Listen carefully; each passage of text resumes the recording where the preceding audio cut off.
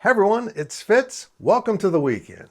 It's the weekend, and it's the last weekend before your Kansas State Wildcats or your selected team plays football. Well, there's a few teams playing today. You can watch that game in Ireland, the one that is like the warm up for K-State Iowa State next year. It involves some ACC teams. Nobody will watch.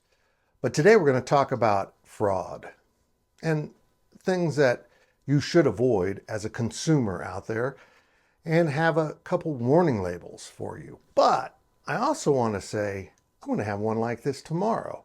It's Fraud Weekend Fitz. Fitz Fraud Weekend. It's a theme. The theme of please subscribe to this YouTube channel, hit the thumbs up and leave those comments.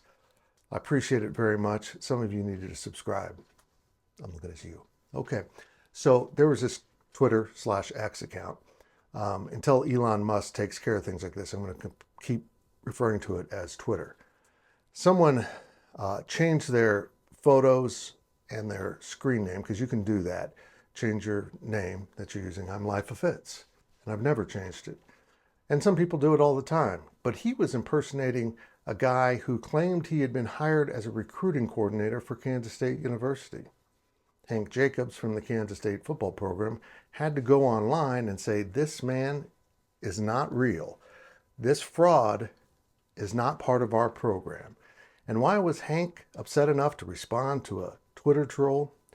This jackass, excuse my language, this a-hole was actually DMing with recruits, setting up visits to Kansas State, visits that would never take place.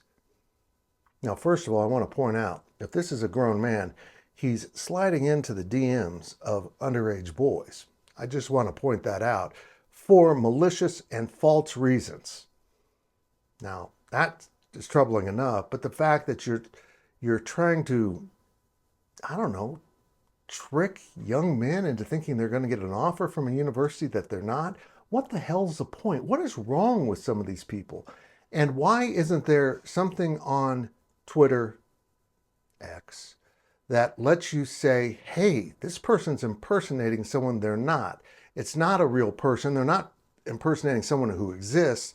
They're claiming to be something they aren't. You can't report this. You can't turn them in. And you know what the guy's done? He switched his photos back, and now he's an Alabama fan. And he switched his screen name too. So if you click the old screen name, which I'm not going to mention, it now rolls to his new profile, which I think that's a cool trick that they've added to X. Because you used to change the screen name, it'd be an empty link. Now you're held accountable. I hope X, please, Elon, start doing something about these people impersonating others or impersonating that they represent different companies. It's not funny. It's damaging. And when you're taking that to the point of deceiving young football players, recruits, high school kids who are facing their hopes and dreams, and you're jacking around with them, man, I'm not a fan of doxing, which is putting people's identity out there. But I think it's about time Elon allows some of that.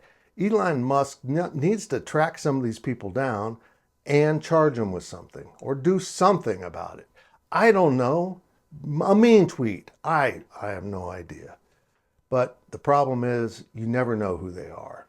You can set up endless accounts on X that aren't about you and you're impersonating other people, real or not real. And you can troll the hell out of everyone. You can say horrible things you will never say.